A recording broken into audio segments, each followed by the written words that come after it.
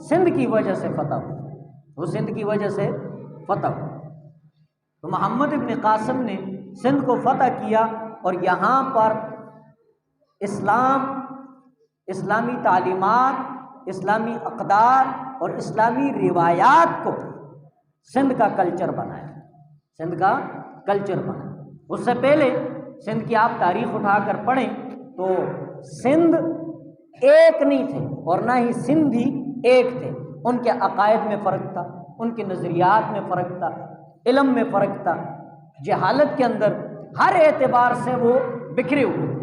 لیکن اسلام آیا، سب کو جسد واحد بنایا، ایک جسم بنایا، ایک جسم بنایا۔ قرآن کہتا ہے نا انما المؤمنون اخوہ، مومن بھائی ہیں، تمام مسلمان آپس میں ایک جسم کی طرح ہیں۔ تو جس طریقے پر ایک جسم کے اندر جسم کے جتنے اعضاء ہوتے ہیں، ہاتھ، پاؤں، ناک، آنکھیں، کان، جس طرح یہ اعضاء اگر یہ کسی بیماری کی وجہ سے، چوٹ کی وجہ سے، زخم کی وجہ سے آنکھ میں درد ہو تو کیا انسان کا باقی جسم پرسکون ہو سکتا ہے؟ کبھی بھی نہیں ہو سکتا۔ ہاتھ میں درد ہو، زخم لگ جائے تو کیا پاؤں پرسکون رہتے ہیں؟ ان کو کہ چلو ہاتھ میں درد ہے میں تو ٹھیک ہوں، نہ، سارا جسم مضطرب ہو جاتا ہے، سارے جسم کے اندر بے سکونی آ جاتی ہے۔ تو اسی طریقے پر جب اسلام سندھ کے اندر داخل ہوا، سندھ کے اندر اور سندھ کے لوگوں کے اندر وہاں سے یکجہتی ہے، یعنی ایک بنے۔ اس سے پہلے تعصب تھا، نسلی تعصب تھا، امیری غریبی والا تعصب تھا، سرداری اور کسانی والا جو نوکروں والا سسٹم ہوتا ہے اس کا تعصب تھا، اور اس طرح قوموں کے اندر جو کاسٹوں وغیرہ کے حوالے سے جو وہ ابھی بھی موجودہ دور کے اندر بھی کہیں کہیں ہے کہ کچھ لوگ اپنے مقابلے میں کسی کو نہیں سمجھتے، فلاں کاسٹ والا ہمارے مقابلے کا نہیں، یہ موجودہ زمانے کے اندر بھی ہے، لیکن اس وقت اس سے کہیں گنا زیادہ تھا۔ کیوں؟ اس وقت ان کا نظریہ یہی تھا، ان کے عقیدے یہی تھی، لیکن اسلام آیا اور اسلام نے جسد واحد بنایا، سب ایک جیسا، ایک جسم کی طرح بنا دیا، یکجہتی، اتحاد، اور در در پر جھکنے والے سروں کو صرف ایک اللہ کے در پر اسلام نے جھکا دیا۔ اور پھر اہل اسلام، اہل سندھ نے اسلام کو بھی کبھی مایوس نہیں کیا۔ ایک آپ کو فخر کی بات بتاتا ہوں کہ اسلام نے دنیا کے اندر چند جگہوں کو اپنا گھر بنایا، ان میں سے ایک سندھ ہے، اور اسلام نے چند لوگوں کو بطور خاص یہ شرف عطا کیا ہے کہ وہاں کے لوگوں کو اپنے گھر والا بنایا۔ دار الاسلام، باب الاسلام، اہل الاسلام، یہ تاریخ ہے، سندھ کی تاریخ ہے، سندھیوں کی یہ تاریخ ہے۔ اور پھر اسلام کے بعد اہل سندھ نے اسلام کے ساتھ وفا کی، وہ تاریخ رقم کی کہ کوئی بھی چیز ایسی نہیں تھی، کوئی بھی پلیٹ فارم ایسا نہیں تھا جس پر انہوں نے اپنی نہ بھول جانے والی اور نہ ختم ہونے والی خدمات پیش نہ کی۔ وہ تصوف کا راستہ ہو، صوفیاء کے راستے میں آپ کو سندھ کے سے بڑھ کر کوئی بڑے صوفی کہیں نہیں ملے۔ عجم کے اندر تاریخ، ادب، فن، حدیث، تفسیر، ہر ایک میدان کے اندر، جہاد، ہر ایک میدان کے اندر سندھ نے اسلام کو وہ عظیم رہنما اور اس طرح کے لوگ عطا کیے کہ اس کی تاریخ عجم کے اندر نہیں ملتی، عجم کے اندر تاریخ نہیں ملتی، اس کی کوئی تاریخ نہیں ملتی۔ اور اس سندھ کو باب الاسلام کیوں کہا جاتا تھا؟ ایک تو یہ کہا جاتا ہے کہ اسلام یہاں سے داخل ہوا، لیکن یہاں سے داخل ہو کر کہاں تک پہنچا، اس لیے اس کو باب الاسلام کہا جاتا ہے۔ آپ کو ایک یہ بات بتائیں، ہم پر، ہندوستان پر، پاکستان پر انگریز نے کتنے سو سال حکومت کی؟ تقریباً 250 سال حکومت کی، لیکن آج محبت سے، احترام سے انگریز کا کوئی نام لینے والا پاکستان یا ہندوستان کے اندر ہے؟ کوئی نہیں۔ کیوں؟ اس لیے کہ وہ تلوار لے کر آئے تھے، علم لے کر نہیں آئے،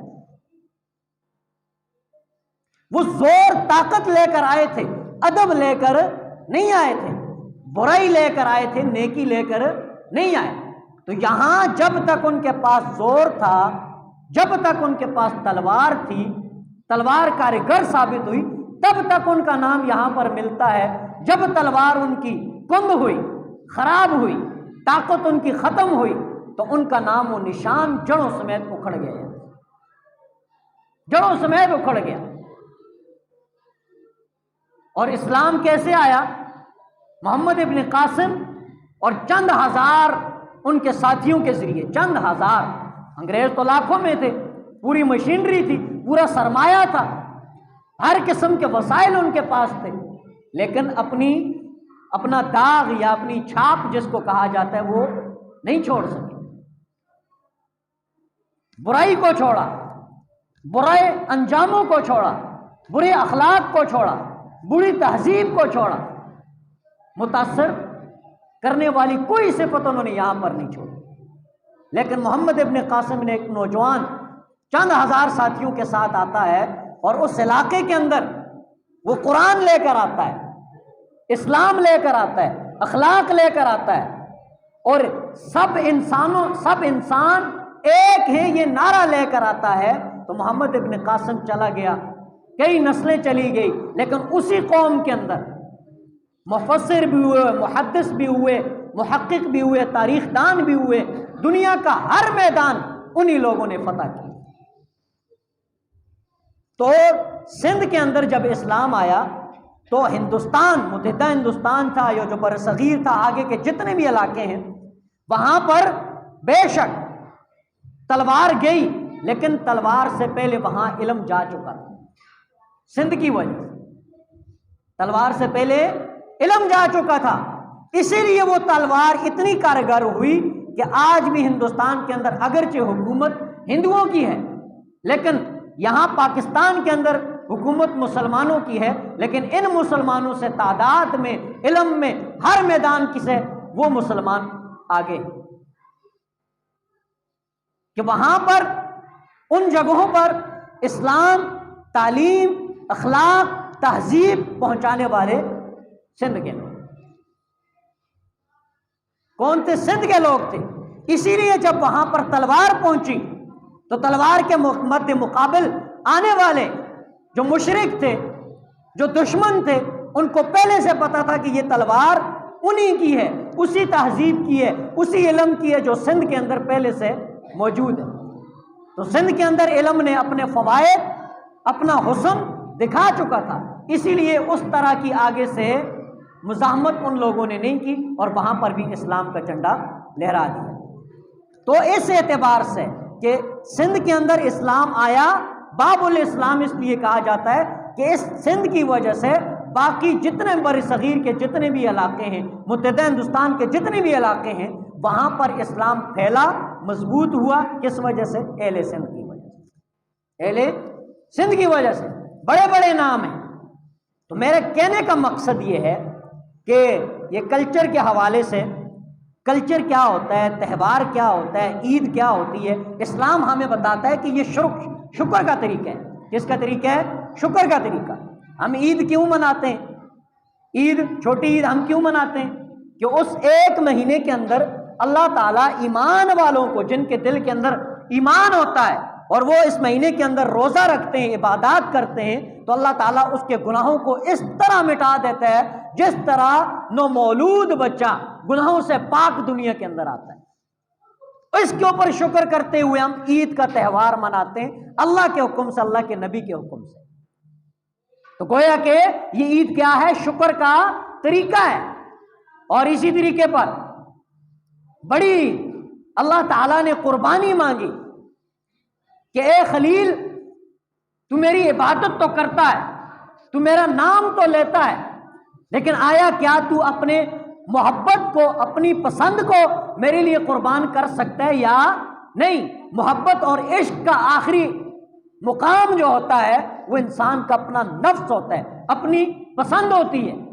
تو اس کے ذریعے اللہ تعالیٰ نے خلیل اللہ کو آزمایا، امتحان لیا اور خلیل اللہ نے عشق کی اس راہ کے اندر ذرا بھی ڈگمگائے نہیں، ذرا بھی کمی نہیں کی، اور اللہ کی رضا کے لیے اللہ کے عشق اور محبت میں اپنے بیٹے کے گلے پر چھری پھیر دی،